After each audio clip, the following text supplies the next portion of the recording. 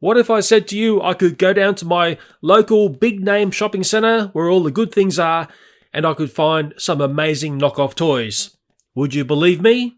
But before I show you what's going on inside the major mall in my area, let's take a look at where I would normally find knockoff toys, and that is the dark markets or sometimes a local fair.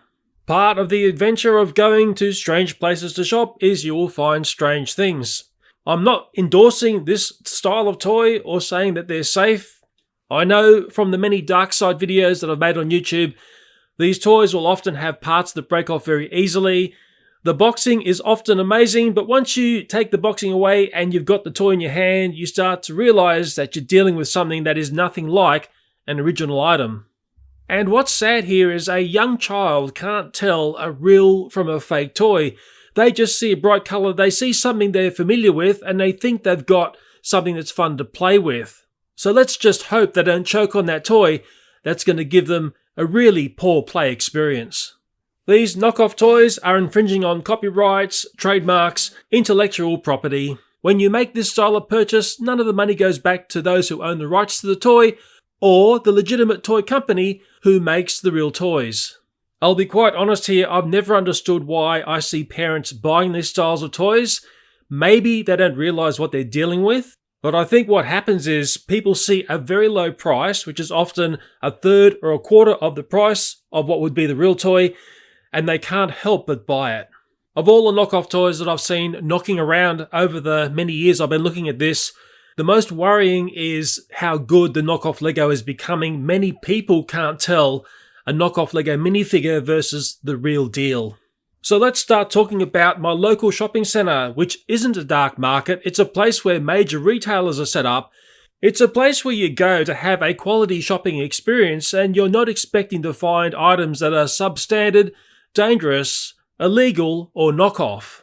Yet over the last couple of years, I've seen a lot more of this style of product entering into the major shopping centres.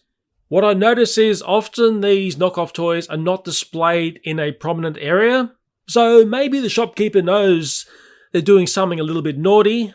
And another thing that's been going on is a lot of short-term pop-up shops appear, and often they are linked to knockoff goods being sold within those environments. So if people are starting to see $1 minifigures when they know if they go to a major retailer they're going to pay a minimum of $5, which one are they going to buy? And believe me, I watched these $1 bins of minifigures and they empty out really fast. They are extremely popular and you'll see some unusual themes in there that aren't actually part of what Lego do. Although there are many knockoff minifigures there that Lego do cover as part of the things that they sell. I have heard a legal argument that if something is not displayed as Lego, and when you pick up the packaging and it's obviously not Lego, that becomes a get out of jail card. But you're also dealing with intellectual property that's got owners that have not endorsed this style of toy.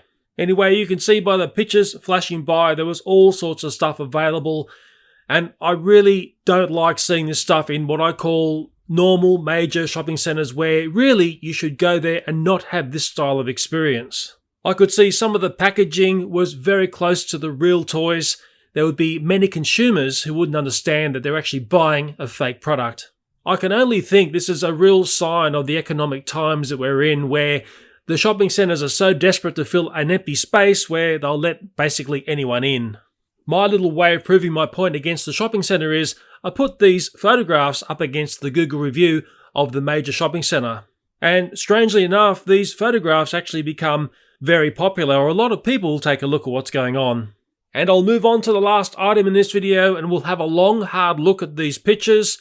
They appeared just before Christmas and basically they're Lego minifigures done as earrings. I've covered up the web address and the people who are doing these. I've had a good read online. It becomes a very complex and very deep bunny hole to understand whether this is legal or illegal. The cost of a pair of earrings here is $20. So considering in the same shopping mall I saw those other minifigures for $1 each, well, there's $2 to make a pair, a little bit of earring hardware. Wow, I could make an easy profit if I started making this stuff. To quickly work out whether you're dealing with real or fake Lego minifigures, look under the feet. Under the toe area, it should read Lego. Now, on this minifigure here, I'm not seeing that, so this is fake. Another indicator is just look behind the legs. If it looks a bit rough nut, and if the printing looks a little bit off and rough as well, that's another sign you're dealing with a fake. But most people looking at this can't tell the real minifigure from a fake one. The company who made these earrings has some very curious wording, and what they say is these earrings are inspired by, with my fingers in the air, and I think this creates a bit of a legal loophole for them to basically do what they're doing, but there'll be plenty of people, I'm sure, who will argue this case. Making Lego jewellery, and especially Lego earrings, is a very popular thing to do. When you Google search it and look at the images, there are pages and pages and pages of this going on. I was very impressed with some of the things that I saw, but I did notice some of the elements were using real Lego pieces, and I think that if someone was really into Lego, the last thing they want hanging from their ear is a fake Lego minifigure. I'm sure there's no problem in you getting your favourite Lego piece, buying some jewellery hardware and doing this for yourself. It's really worthwhile taking a look at the Lego legal pages via the website. There's a fantastic document, Fair Play, very good read, and I'll read the beginning of it for you. And this is the Lego company talking. We do not like all the pirate copies of Lego elements which we have seen, especially during the past 25 years. We would like to explain why. And reading on from that is a really good, concise read about copyright, trademarks, the use of the Lego logo, and lots of other boring legal issues.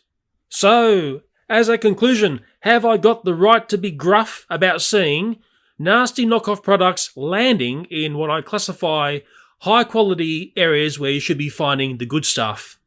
Anyway, in this kangaroo court, the people who get the final say are the audience down in the comments. I know some of you are very smart when it comes to legals. You're going to tell me whether what I was seeing there was legal activity or illegal. Especially when it comes to those minifigures that were knockoffs but had been transformed into earrings. If that's deemed to be legal, well, I tell you what, I'm getting off YouTube and I'm starting a new business.